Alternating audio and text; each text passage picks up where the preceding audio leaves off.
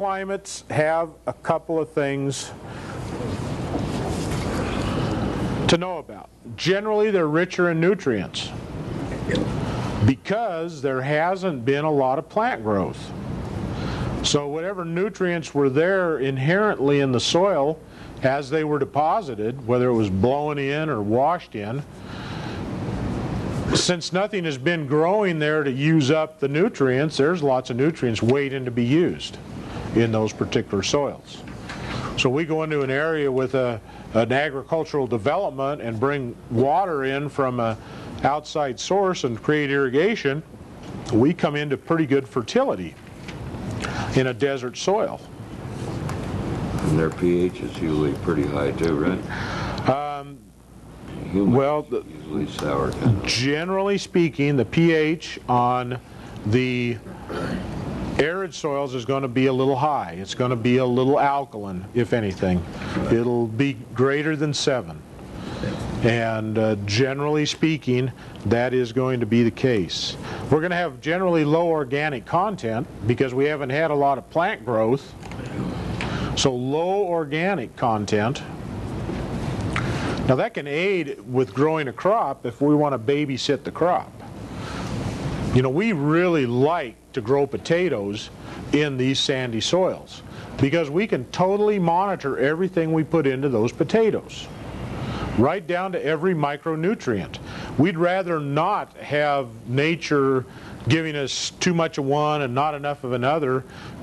Just don't give us anything. Give us pretty much a sterile soil to work with, and then we'll give it exactly how much nitrogen, how much boron, how much phosphorus, how much iron, how much zinc, how much potassium, how much magnesium. We'll dial that in. We'll give it exactly what we want, and we can grow the perfect potato. And then we'd rather have it not rain during the growing season because we'd like to give it exactly the right amount of water at exactly the right time. And rainfall just screws up the process. It goofs up our ability to make the perfect potato. So, I mean, as a potato farmer, that's really how you think. You'd really not rather have to deal with outside entities if you could eliminate them. You could control the growth of that crop totally.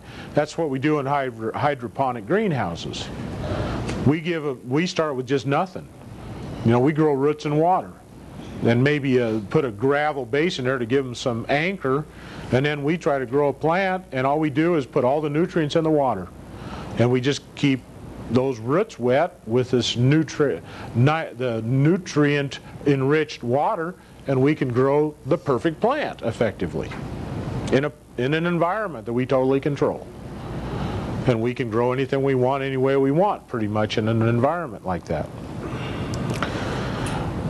We don't have to irrigate much in humid climate soils, do we? Well, yeah, we'll get there in a minute here. One more thing about the arid soils before we get to the humids. They're easily leached. Easily leached. So if we do have something in there that we don't like a salt problem, we can, by applying excess water, we can dissolve the salt and leach it out below the root zone. So we can control that soil pretty well.